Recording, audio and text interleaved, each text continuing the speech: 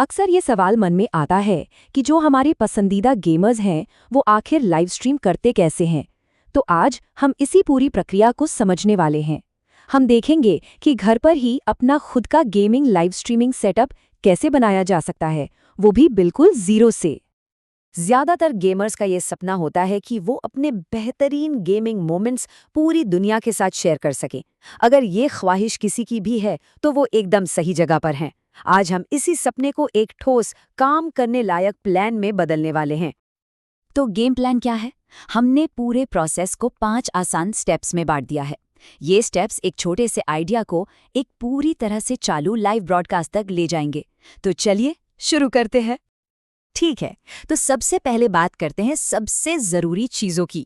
Live जाने से भी पहले हमें अपनी बुनियाद मजबूत करनी होगी। इसका मतलब है सही प्लेटफॉर्म चुनना और वो सारा ज़रूरी हार्डवेयर इकट्ठा करना जिसके बिना काम नहीं चलेगा।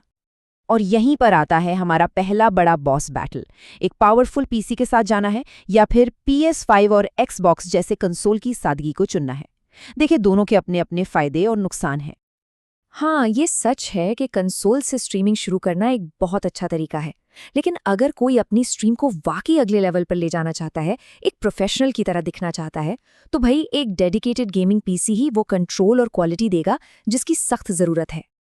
तो चलो अब ज़रा पीसी के अंदर झांकते हैं। ये वो मेन कंपोनेंट्स हैं जो पक्का करेंगे कि गेम एकदम मक्खन की तरह चले और साथ ही साथ स्ट्रीम भी क्रिस्टल क्लियर रहे। इनको अपनी स्ट्रीमिंग मशीन का दिल और आत्मा समझ सकते हैं। आवाज़, ये सबसे ज़रूरी टूल है। साफ ऑडियो के बिना कुछ नहीं हो सकता। यहाँ फैसला इस बात का है कि एक USB माइक की प्लग इन प्ले वाली आसानी चाहिए या फिर XLR माइक वाली स्टूडियो ग्रेड क्वालिटी। अब बारी आती है उन ज़बरदस्त रिएक्शंस को ऑडियंस तक पहुँचाने की। एक अच्छा कैमरा ही आपकी पर्सनैलिटी को दिखाता है।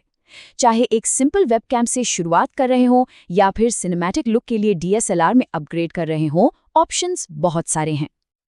और हाँ, ये एक प्रो टिप है, लाइटिंग ही सब कुछ है। सच कहूँ तो एक साधारण सी रिंग लाइट या सॉफ्ट बॉक्स में पैसा लगाना वीडियो क्वालिटी के लिए किसी महंगे कैमरे से कहीं ज़्यादा असरदार हो सकता है। मकसद सिर्फ दिखाना नहीं, बल्कि ऑडियंस को चकाचौंध कर देना है। हार्डवेयर तो तैयार हो गया, अब वक्त है अपना डिजिटल कमांड सेंटर बनाने का। चलो अब उस सॉफ्टवेयर की दुनिया में चलते हैं जो इन सारे हिस्सों को एक साथ जोड़ेगा और हमारी स्ट्रीम में जान डाल देगा। समझो, ये सॉफ्टवेयर ही हमारी स्ट्रीम का डायरेक्टर है। यही गेम प्ले को कैप्चर करता है, शानदार ओवरलेज जोड़ता है और फिर सब कुछ हमारे चुने हुए प्लेटफॉर्म पर भेज देता है। असल में सारा जादू यहीं होता है। और हाँ, चिंता की कोई बात नहीं, ये कोई रॉकेट साइंस नहीं है। सेटअप का पूरा प्रोसेस बस 3 आसान स्टेप्स में बटा हुआ है। ये हमारे ब्रॉडकास्ट सॉफ्टवेयर को ट्विच या यूट्यूब जैसी स्ट्रीमिंग सर्विस से जोड़ता है। कुछ ही देर में सब तैयार हो जाएगा। ठीक है, हमारा हार्डवेयर और सॉफ्टवेयर दोनों तैयार हैं।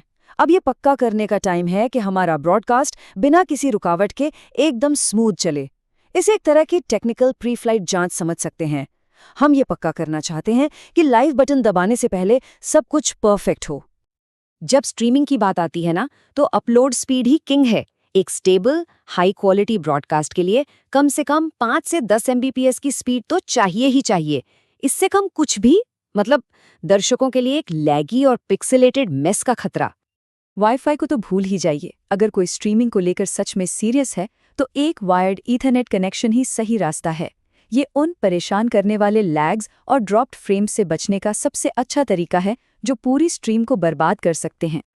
सॉफ्टवेयर के अंदर एक सीन बनाना होता है। ये हमारे ब्रॉडकास्ट का कैनवस है।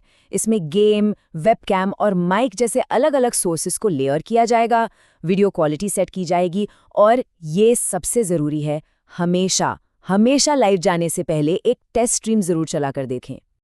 तो ठीक है, सेटअप तैयार है। अब असली मज़ा शुरू होता है। अब हमारा ध्यान टेक्निकल चीज़ों से हटकर परफॉर्मेंस पर जाएगा और सबसे ज़रूरी बात, एक ऑडियंस बनाने पर। एक वफादार ऑडियंस बनाना मैराथन जैसा है, 100 मीटर की दौड़ नहीं। शुरुआत छोटे, मैनेजेबल सेशन से करनी चाहिए। चैट के साथ लगातार बात करें ताकि उन्हें लगे कि उनकी बात सुनी जा रही है।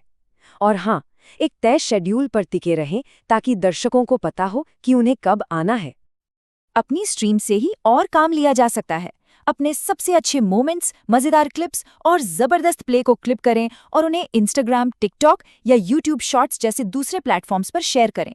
ये नए दर्शकों तक पहुंचने और अपनी रीच बढ़ाने का एक जबरदस्त तरीका है। और जब कोई अपने सेटअप को अगले लेवल पर ले जाने के लिए तैयार हो, तो बहुत सारे ऑप्शनल अपग्रेड्स भी हैं जो किए जा सकते हैं। चलो कुछ ऐसे पावर अप्स पर नजर डालते हैं जो स्ट्रीम को और भी बेहतर बना सकते हैं। ये टूल्स जिंदगी को आसान बनाने और स्ट्रीम को ज्यादा प्रोफेशनल दिखाने के लिए है।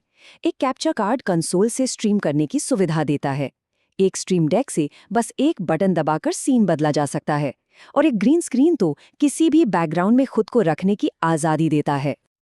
तो बस मंच तैयार है, पूरा का पूरा ब्लूप्रिंट सामने है। अब तो बस एक ही सवाल बचता है, क्या लाइव जाने की तैयारी है? उस स्टार्ट बटन को दबाने का वक्त आ गया है। इस सफर को शुरू करें और हाँ, एक बात याद रहे, सबसे जरूरी है मजा करना। देखने के लिए शुक्रिया।